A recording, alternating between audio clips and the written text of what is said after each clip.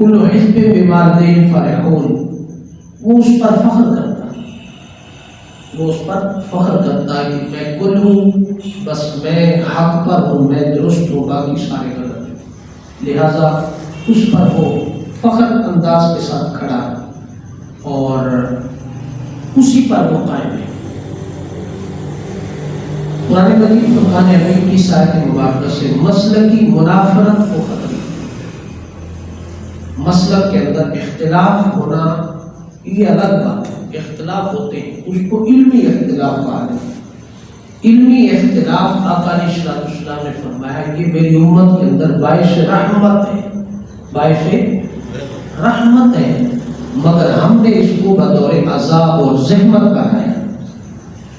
ہم وہ جو کل ہے نا، فرقو تفرقوں میں بٹ گئے، شیعہ کہ ہم اس پر فخر کر رہے ہیں، جو بات ہم نے کہی سو درست ہے، بس باقی جو ہماری بات کو نہیں مانتا وہ دائرہ اسلام سے خارج ہے۔ یہ جو تصور ہے یہ سراسر دہشت گردی ہے، یہ سراسر دہشت گردی ہے۔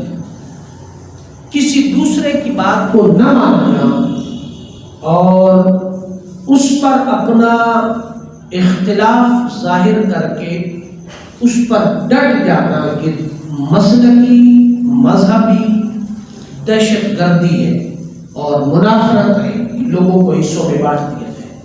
اور آگے اللہ پاک نے فرمایا کل حزب بما لدیہم فرحون، اس پر وہ فخر کرتے ہیں کہ جی ہم بڑی دین کی خدمت کر رہے ہیں، ہم بڑی بہت سارے معاملات ہم بیان کر رہے ہیں، لہذا لوگوں کی درست، لوگوں کی جو سوچ ہے اس کو ہمیشہ منفی کردار ادا ہے۔ مدارس میں ہمیشہ منافرت پھیلائی، مدارس میں ہمیشہ منافرت پھیلائی، نفرت کے بیج کو بونا مدارس کا اس دور کے اندر بنیادی کردار ہے، بنیادی کردار۔ اس کی وجہ مدارس کے اندر میں نے اس پر بڑی شرح و بحث کے ساتھ تفصیل کے ساتھ بات کی تھی، مگر پچھلے جمعہ المبارک پر ایک بات دہرانا تھی، وہ رہ گئی تھی۔ جو ہمارے مدارس ہیں ان کے اندر جو تعلیم کا جو نظام ہے وہ یک طرفہ ہے، دو طرفہ نہیں ہے، یعنی کہ دین ہے دنیا نہیں، دین ہے دنیا نہیں۔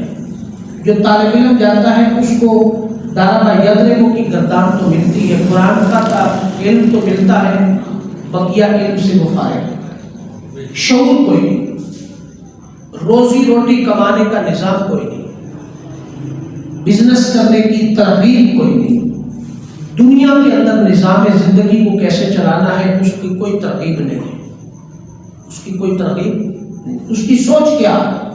اس کی سوچ فقط یہ ہے کہ جو بچہ، جو طالب علم آیا ہے مدرسے کے اندر، وہ روٹیاں اکٹھی کرے، سالن اکٹھا کرے، گھر گھر جا کر کے لوگوں سے مانگ کر کے لائے اور اس سے وہ کھائے۔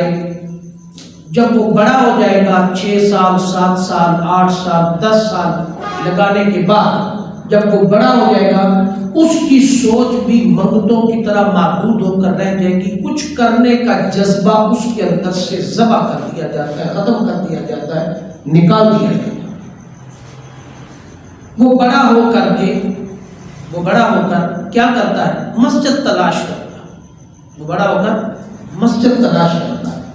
اور مسجد کیا تلاش کرتا ہے؟ مسجد ایک ایسا عمل ہے جو زندگی کے اندر ایک آسان عمل ہے، 5 وقت کی نماز پڑھاؤ بس سو جاؤ، کوئی کام نہیں، آگے زندگی بڑھانے کا کوئی سوچ ہی کوئی نہیں، کوئی محنت کوئی نہیں، کوئی جدوجہد کوئی نہیں، نہ زور لگے نہ کچھ اور، بس نماز پڑھاؤ۔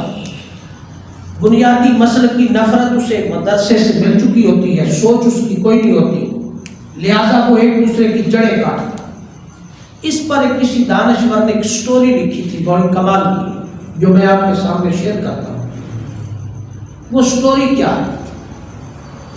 اس سٹوری سے پہلے میں ایک دارالعلوم کا جو اس وقت بھی موجود ہے اور خدمت دین کا فریضہ سر انجام دے رہے ہیں راولپنڈی کی سرزمین پر، اس طرح کے جڑے ہوئے، میں ایک مدرسے کی بات کر رہا ہوں اس طرح جڑے ہوئے سینکڑوں مدارس کا یہی حال، سینکڑوں مدارس کا، ہر مدرسے کے اندر پڑھنے والے طالب علم کا یہی حال۔ لیکن میں ایک مثال جو میرے ساتھ بیتی، میری آنکھوں کے ساتھ بیتی اور میرے ساتھ مذاکرہ جس کا ہوا، اس کا حال میں آپ کو سناتا ہوں، یہ ہر مدرسے کا حال۔ اب جو سٹوری سنانی ہے اس سے پہلے اس بات کو کورلیٹ کر دیں تاکہ آپ کے پاس تھنٹک حوالہ موجود ہو کہ ہو کیا ہے۔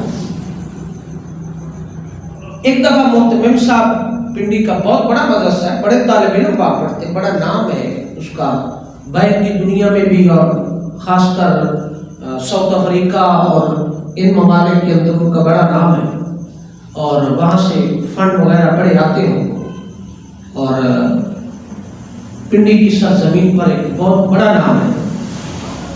ان کے محتمم صاحب بزرگ ہیں، بہت ضعیف ہو گئے، تو سادات گھرانے سے ان کا تعلق ہے۔ ان سے ہم ایک آج سے تقریباً کوئی 12 سال 15 سال پہلے کی بات ہے، ایک دعوت نامہ دینے گئے۔ ان سے بہت ساری باتیں اور ہوتی رہی، مگر ان سے ایک بات ہوئی کہ خدمت دین کے لیے مدرسے جو ہیں، دارالعلوم جو ہے، ان کا بنیادی طور پر کیا کردار ہے، ان کا بنیادی طور پر کیا کرنا۔ میرے سامنے قرآن پاک پڑھا ہے اور میں ممبر رسول پر بیٹھا ہوں، مجھے غلط بات کرنے کی کوئی ضرورت نہیں اور نہ جذباتی بات کرنے کی ضرورت ہے۔ جب ہم نے یہ بات کی تو انہوں نے جواب دیا، یہ ان کے الفاظ دوران انہوں نے جواب دیا کہ ہمارا مدارس کے اندر بہت بڑا دین کی خدمت میں بہت بڑا کردار ہے۔ میں نے کہا سر کیا کردار ہے؟ طلباء کیا کرتے ہیں، آپ کیا پڑھاتے ہیں؟ انہوں نے فرمایا، محتمم ہے وہ انچارج، انہوں نے فرمایا کہ ہم طلباء کو ڈگریاں نہیں دیتے، ہم طلباء کو ڈگریاں درس نظامی کی نہیں پڑھتے۔ ہمارا مقصد کیا ہے؟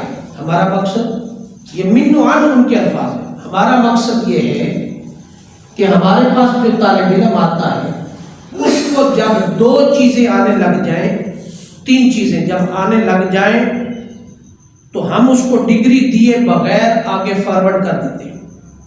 3 چیزیں ان کو آ جائیں، کون سی؟ نمبر 1 ختم پڑھنا آ جائے، نمبر 1 ختم پڑھنا آ جائے، 40ویں پاک الخانی پر گھر میں درود پڑھنا آ جائے۔ دوسرے نمبر پر انہیں تقریر کرنی آ جائے، دوسرے نمبر پر انہیں تقریر کرنی آ جائے، اور تیسرے نمبر پر انہیں مصلی پر کھڑے ہو کر کے امامت کرنے کے وہ قابل ہو جائے، یعنی بالغ ہو جائے، اور مسجد سنبھالنے کے نظام کے قابل ہو جائے۔ یہ 3 چیزیں جب اس کے اندر پیدا ہو جائیں تو اس کو درس نظامی کی یا شہادت العالمیہ کی ڈگری لینے کی ضرورت نہیں، اس کو ہم مسجد کو تلاش کرتے اور مسجد میں بھیج دیتے ہیں، امام اور خطیب بنا کر کے وہ خدمت دین کا کام کرتے۔ یہ ڈگری ہے۔ اب آپ اندازہ لگا دیں کہ جس بندے کے پاس یہ ڈگری ہوگی اور وہ خدمت دین مصلی پر کر رہا ہوگا، وہاں سے آپ کیا توقع کریں گے کہ امت کو کوئی پازیٹیو سوچ ملے؟ امت کو کیا پازیٹیو سوچ؟ وہاں پہ کوئی یہی تقریر کرے گا کہ ختم پڑھنا جائز ہے یا ناجائز ہے، حرام ہے حلال ہے، پھر وہ یہی تقریر کرے گا منافرت کی، نفرت کی، پیسے بٹورنے کی، معاملات کرنے کی، اس کو اپنی فکر، اس کے اندر سوچ ہی نہیں ڈالی